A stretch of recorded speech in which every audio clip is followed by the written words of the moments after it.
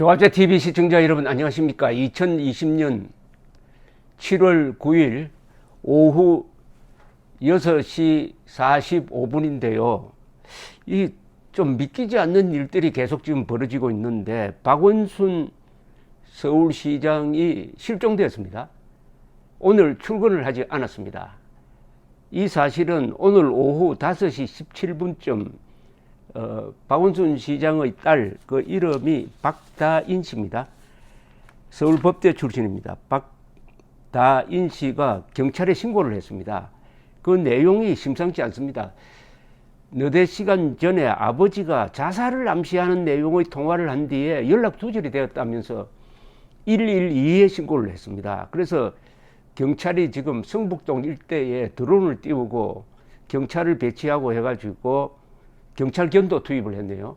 지금 수색을 하고 있습니다. 성북동 핀란드 대사관저 주변에서 박 시장 휴대전화의 마지막 기록이 남아 있었다고 합니다. 그리고 서울소방본부는 대사관 저 인근에 펌프 차량 한 대와 구급차 한 대를 출동시켰다.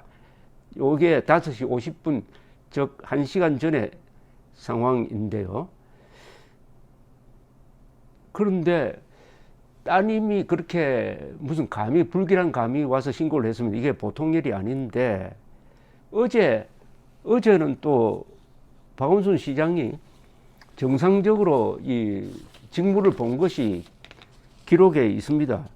박원순 서울시장은 어제입니다. 민주당 이해찬 대표와 비공개로 만나 서울시 내 아파트 공급을 늘리는 문제를 논의한 것으로 확인됐다고 지금 기사가 떠 있거든요. 그런데 요새 집값이 오르고 하니까 서울시가 가지고 있는 부지 중에서 아파트를 지을 만한 데가 없느냐 해가지고 그걸 가지고 지금 회의를 했다고 합니다. 더구나 박원순 시장은 CBS 노컷뉴스와 통화를 했네요. 통화를 하면서 부동산 문제는 정부와 서울시 당과 국회가 함께 머리를 맞대고 해결하는 것이 중요하기 때문에 민주당과 이해찬 대표의 입장을 충분히 들어보기 위해 만남을 가졌다면서 아파트 공급 확대와 공원 용지 활용 방안도 검토되느냐는 질문에 여러 가지 이야기들이 있었다. 지금 단언하기는 어렵고 충분히 검토해서 종합적인 대책을 만들겠다고 전했답니다.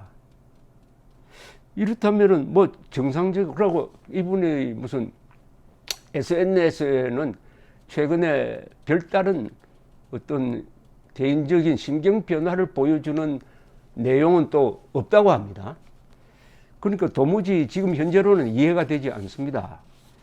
뭐 우리가 이런 극단적 선택을 하는 경우에는 공직자가 극단적 선택을 하는 경우 보통 무슨 수사가 진행된다든지 아니면 신병이 있다든지 아니면 뭐 말 못할 무슨 사정이 있는 경우인데 알 수가 없습니다. 그런데 지금 출근하지 않았다. 또 딸의 그 좀 불길한 느낌 그리고 통화가 안 된다.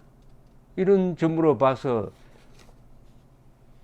좀 하여튼 비상한 상황까지 생각해야 되는 그런 일이 아니냐 하는 생각이 드는데 이 박원순 시장과 관련해 가서 최근에 나온 기사로는 최근에 서울 지역 중심으로 이게 많이 번지고 있으니까 코로나가 많이 번지고 있는 사태에 대해서 어떤 대책이라든지 이 집값, 강남 집값 파동 이런 게 현안 문제고 다만 요사이 보면은 자기 대권 후보 조사에서 박원순 시장이 상당히 밀리고 있습니다.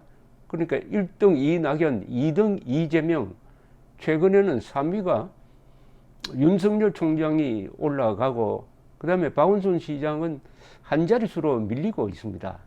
뭐 그것과 오늘의 실종 사태가 저는 직결된다고는 생각지 않습니다. 그냥 뭐 정치인으로서는 또 그만큼 서울시장이면 사실상 한국에서는 넘버 2인데 그게 이분의 어떤 극단적 선택이나 실종과 직결되는 것 같지는 않습니다. 참으로 이게 이해하기 어려운 사건입니다.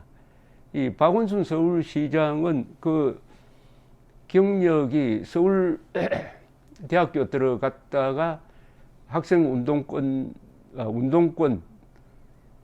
내 몸담았다가 그다음에 학교를 그만두고 당국대학교를 졸업을 했죠. 뭐 학력에 대한 시비가 좀 있었습니다. 서울법대에 다닌 적은 없는데 서울법대에 다녔다고 기록되어 있는 데가 많아서 2011년에 선거를 할 때 그게 쟁점이 되었던 적이 있습니다. 이 사회운동을 많이 했죠. 특히 참여연대를 만들었습니다.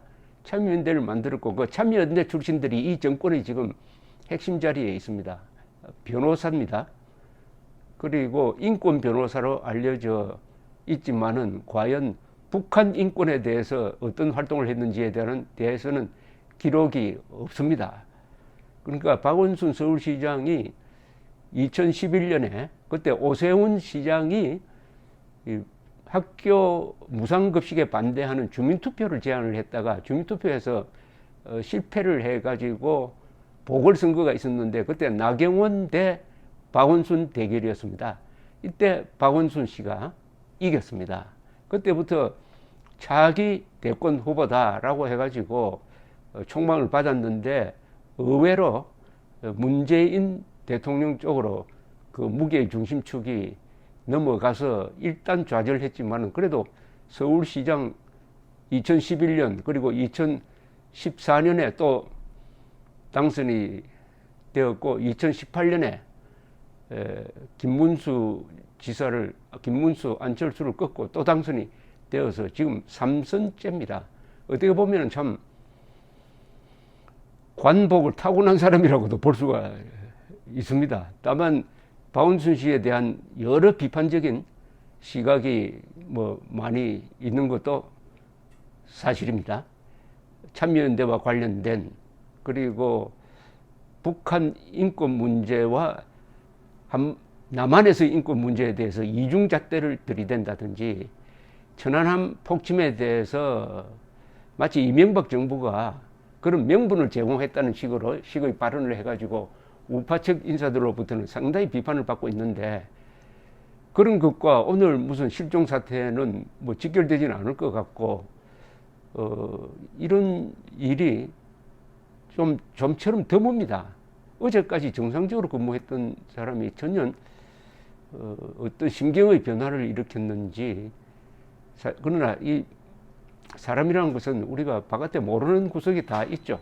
고민도 있을 수가 있고 한데 어쨌든 곧 뭐 수색에 나섰다니까 먼 데도 아니고 서울 시내에 있는 일이니까 한번 속보가 들어오는 대로 여러분들에게 알려드리도록 하겠습니다. 요새 이 세상이 좀 어수선합니다. 이 어수선하는 것은 왜 그러냐? 문재인 정권이 위대한 문명 건설의 길을 걸어온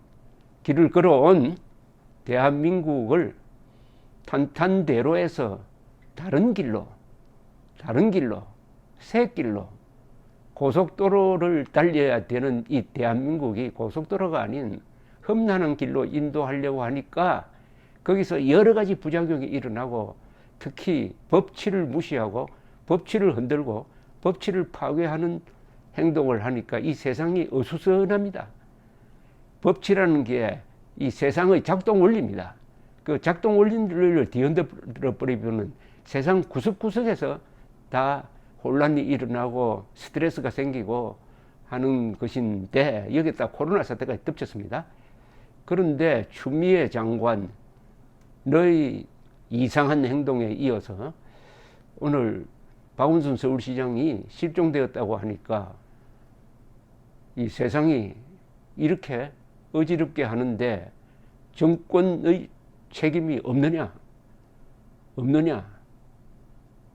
하는 생각을 많은 국민들이 하게 될 것이라고 생각합니다. 세상이 좀 편안해지도록 할 수 있는 방법이 있습니다. 편안해지도록 하려면은 제일 중요한 게 권력을 가진 사람이 법을 지켜야 합니다. 권력을 가진 사람이 거짓말을 하면 안 됩니다. 권력과 선동이 결합되면은 그 세상은 아무리 물질적 풍요를 누리더라도 정신적으로 망가지고 곳곳에서 이상한 일이 일어나게 되는 것입니다. 감사합니다.